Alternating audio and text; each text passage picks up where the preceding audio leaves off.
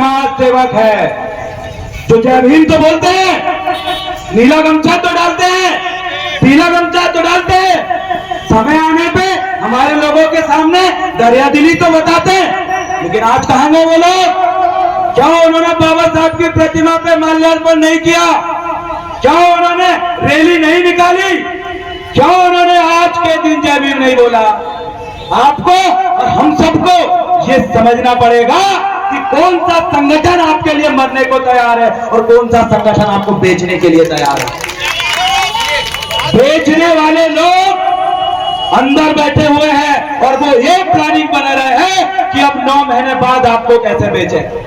वो ये प्लानिंग बना रहे हैं कि ये जो समाज है ये बिकने वाली समाज है उनकी नजरों में। मेरे साथियों, बाबा साहब भीमराव अम्बेडकर जी के कदम चिन्ह पर चलने वाले बहुत सारे साथी यहाँ पर है और मैं मान्यवर कांचीराम जी की उस बात को बार बार दोहराता हूँ।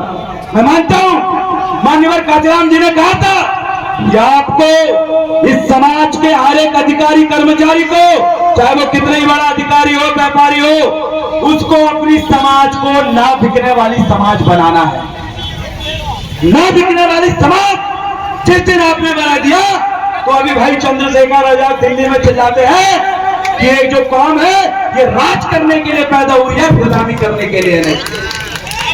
और राज करने वाली अगर समाज बनाना है तो ना बिकने वाली समाज आपको तैयार करना पड़ेगा और वो तैयार करने के लिए ऐसे मंचों में बैठने से नहीं होगा, रैली निकालने से नहीं होगा।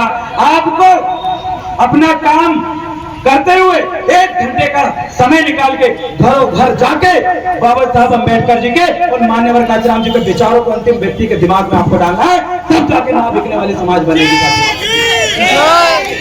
क्योंकि आप ये गर्व करो, मैं बार बार बोलता हूँ, हमारे पुलिस अधिकारी बैठे हुए हैं, चाहे वो दलित हो, आदिवासी हो, धार्मिक अल्पसंख्यक हो, ओबीसी वर्ग से हो, आपके कंधे पे जो वर्दी है, अगर संविधान नहीं होता तो आप महसूस करो कि आपके कंधे पे वो वर्दी होती। या फिर वर्ण व्यवस्था को मानने वाले सिर्फ क्षत्रिय वर्ग के लोग, क्षत्रिय वर्ग, क्षत्रिय के वर्ण व्यवस्था के अनुसार, मानुस्मृति के अनुसार जो क्षत्रिय है उसी के कंधे पे वर्दी होगी।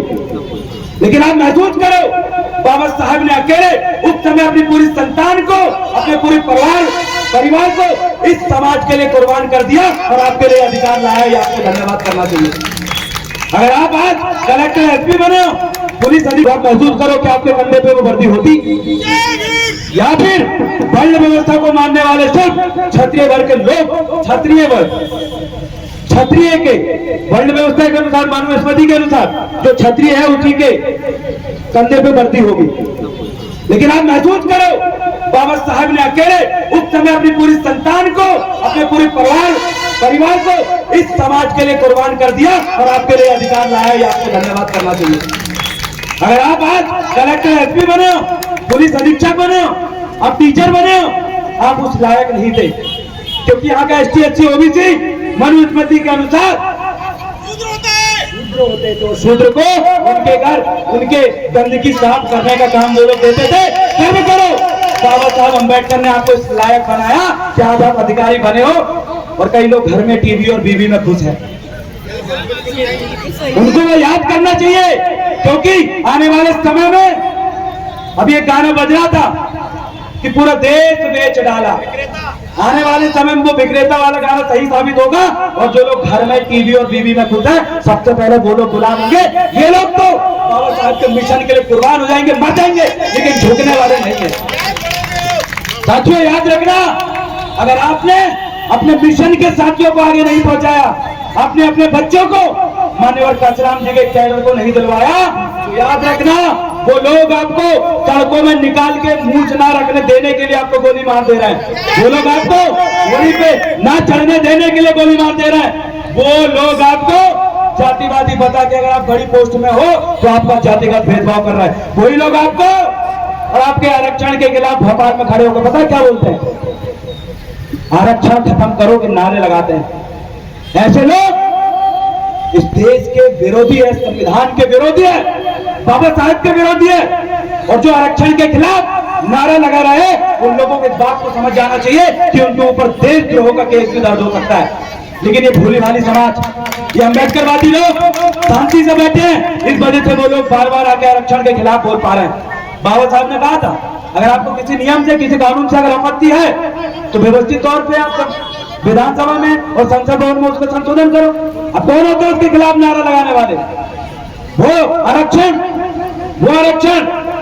जिसके लिए बाबा साहब ने अपने पूरे बच्चों को कुर्बान कर दिया और अपने पूरा जीवन अपनी खुशी को ना देखते इस समाज के लिए कुर्बान कर दिया, उसकी वजह से आरक्षण मिला हुआ है। हमारे लोग साथ बैठ रहे हैं।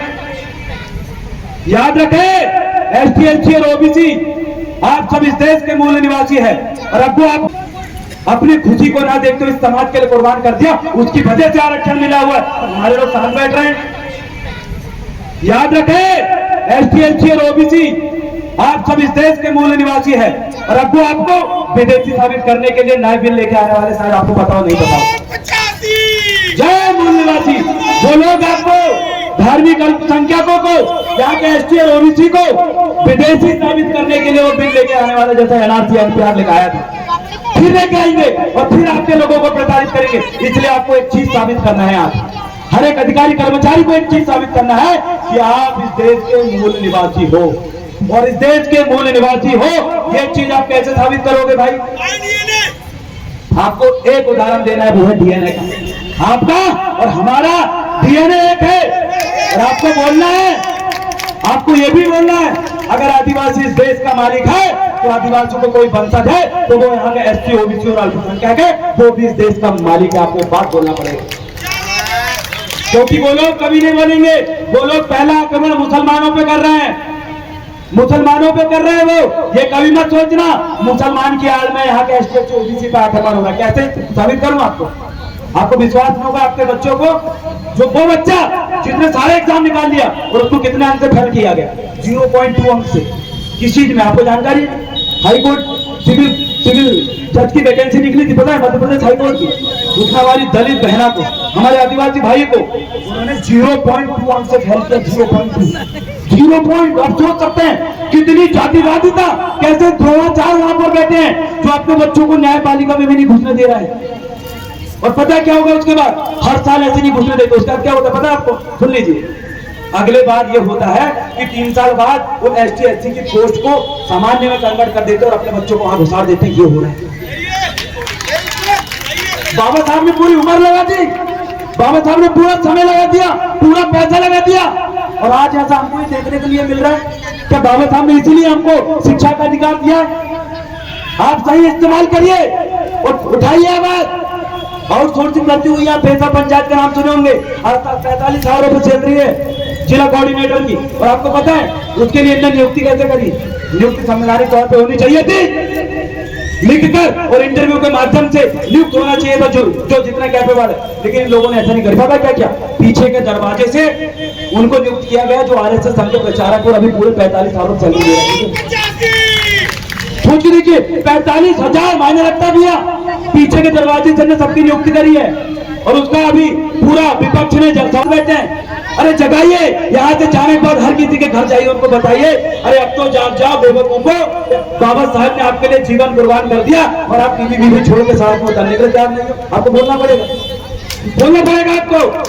और सांसद और विधानसभा में ऐसे धरने वाले नए युवकों को भेजो, ये लोग उनकी बैंड बजा देंगे, क्योंकि इस देश का मूल निवासी 85% है।